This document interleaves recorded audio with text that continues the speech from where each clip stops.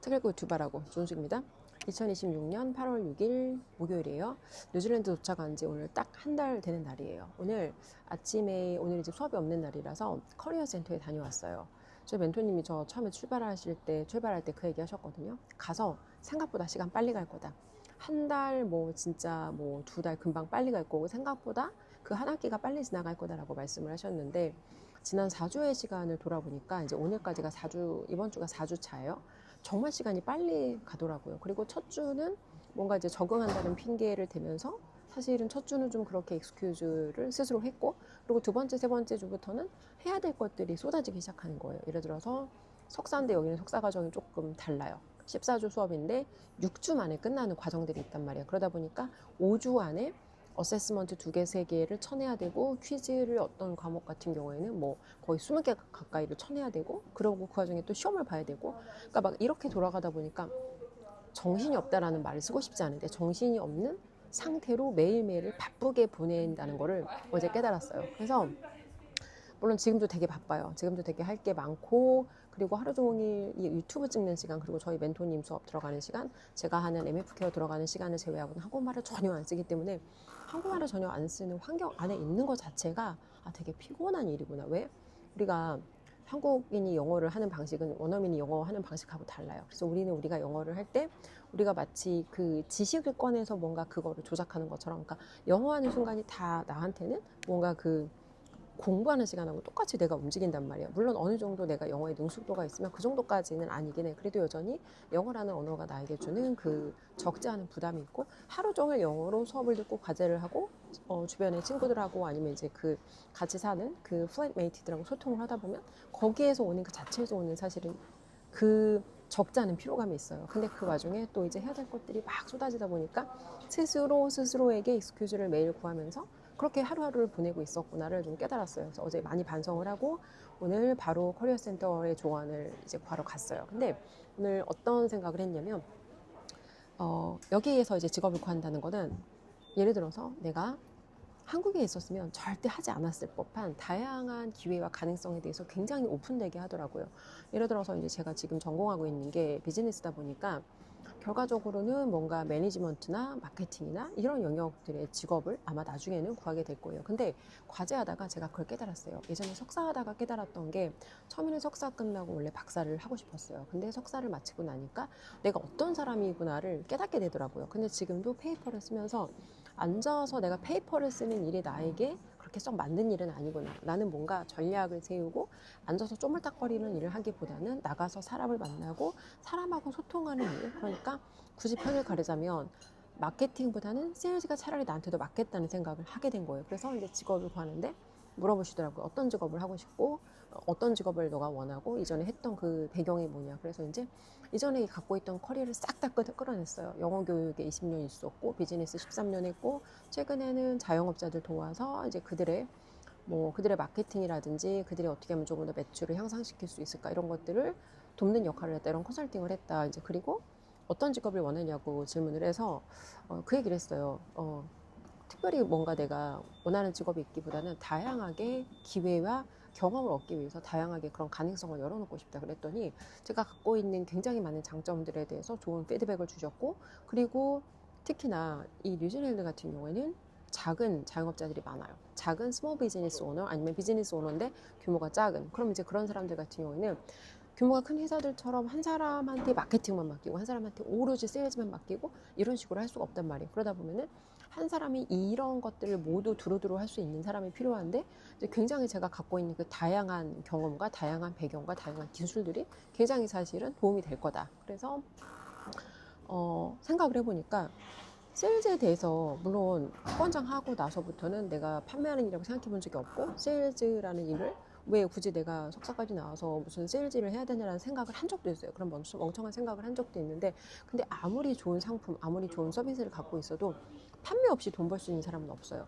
판매, 매출, 마진, 연봉, 수입 다 똑같은 말이에요. 근데 사람들은 수입은 좋아하고 고연봉은 좋아하고 고매출은 좋아하면서 판매는 싫어하고 세일즈는 싫어해. 클로징은 싫어하고 사람 만나는 건 싫어하고, 이게 말이 안 된다는 거예요. 그래서 어떤 일을 하거나 내가 세일즈 스킬이 없으면, 특히나 이런 어떤 그 작은 규모의 그런 어떤 소사이어티에서는 굉장히 사실은 스스로가 세일즈가 있는 것만, 세일즈 할 수 있는 그 스킬이 있는 것만으로 경쟁력을 갖춘 사람이 될 수 있다는 걸 좀 다시 한번 오늘 확인을 했고, 그리고 생각해보니까 20대 때 제가 진짜 많은 세일즈를 했어요. 보통 대학 졸업한 사람들은 세일즈업을 하진 않아요. 뭐 의류 판매업이라든지 뭔가 뭐 아니면 백화점이라든지 이런 데서 보통 일을 하진 않는데, 저는 학교 다니면서 굉장히 많은 파타입을 했고, 그리고 그 이유 중에 하나가 엄마가 옷가게 하는 거를 어려서 또 평생 보고 자랐어요. 그리고 제 친구들이 2년째 나온 친구들이 빨리 취업을 했는데 그 친구들 상당수가 의류 매장에서 근무를 했어요. 왜?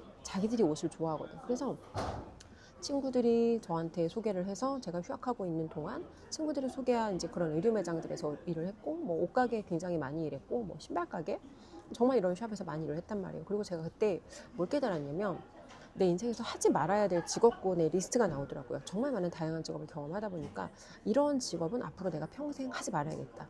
근데 그 직업을 하지 말아야겠다고 내가 생각했던 이유 중에 하나가, 같이 일하시는 그 아주머니들이 있었어요. 근데 그 아주머니들이 우리가 이제 바쁘지 않은 시간에, 한가한 시간에 나누는 대화를 제가 옆에서 지켜보면서, 이런 일을 하면 내가 평생 저런 대화를 하면서 저렇게 살게 되는 건가? 그렇다면 나는 저렇게 지루하게 살고 싶진 않아. 이 일을 나는 하지 말아야겠다. 이거 하나. 그리고 뭘 또 깨달았냐면, 내가 공부를 안 하면 평생 몸으로 하는 일을 할 수밖에 없겠구나. 몸으로 하는 일이 나쁘다는 게 아니에요. 근데 어떤 사람들은 그 일이 좋아서 할 수도 있지만, 제가 해봤던 몸으로 하는 일은 굉장히 어려운 일이었고, 제가 평생 하고 싶은 일은 아니었어요. 그래서 그때 그런 것들이 제거가 되면서, 그때 이제 졸업하기 직전에 뭘 하기 시작했냐면, 처음으로 공부라는 걸 하기 시작했어요. 내가 공부를 안 하면 이런 직업을 선택할 수밖에 없는, 이런 직업을 선택할 수밖에 내가 없게 되겠구나. 그래서 이제 공부를 했고, 내가 공부를 하고 나한테 투자하는 게 내 몸값을 높이는 거라는 걸 사실 누가 말을 해줘서 한 게 아니라 그때 경험을 통해서 깨닫게 된 거예요. 왜? 친구들 중에서 공부를 잘하는 애들은 차를 끌고 다니면서 과외를 했거든. 근데 걔네들의 시간의 가치가 내가 쓰는 한 시간에 받는 그 시간당 받는 그 파타임의 급여와 전혀 다른 돈을 벌고 있다는 거예요. 똑같은 시간이 아닌 게, 그 사람의 시간의 질과 내 시간의 그 시간의 값이 다른 거죠. 근데 시간의 값이 다른 이유가 뭔가 보면, 시간의 질은 다른데 시간의 질이 다른 이유가 뭔가 보면, 이 사람이 만들어낼 수 있는 가치와 내가 만들어낼 수 있는 가치가 다르기 때문에 시간의 질과 시간의 가격이 다른 거다. 그렇습니다. 그래서 그때는 그게 뭔지 몰랐어요. 근데 이제 그때 그런 경험을 하고 20대 중반부터 계속 뭔가 나에게 투자하기 시작해서 20대 후반에 회사를 다니다가, 내가 여기서 원하는 직업을 얻었지만 너무 박봉해. 이렇게까지 내가 몸을 혹사하면서 일하다가는 내가 죽을 수도 있겠다. 그래서 이제 좀 더 큰 회사로 이직하기 위해서 영어를 처음 시작했고, 영어를 시작했는데 사실 그 직업을 20년이나 하게 될 줄 저도 그때는 몰랐어요. 근데 인생에서 대부분의 정말 중요한 많은 일들은 우리가 찍었던 그 무수히 많은 우연한 점들의 연결로 만들어진다는 걸 다시 한번 깨달았어요. 그리고 여기 뉴질랜드 와서 직업을 구하려고 생각해 보니까 20대 때 내가 했던 그 정말 다양한 세일즈 경험들이 정말 나에게 도움이 되겠구나. 그래서 오늘 이제 정말 많은 좋은 조언을 구하고, 오늘 그 얘기를 해주셨어요. 앉아서 기다리지 말고 나가서 너가 직접 두드려라.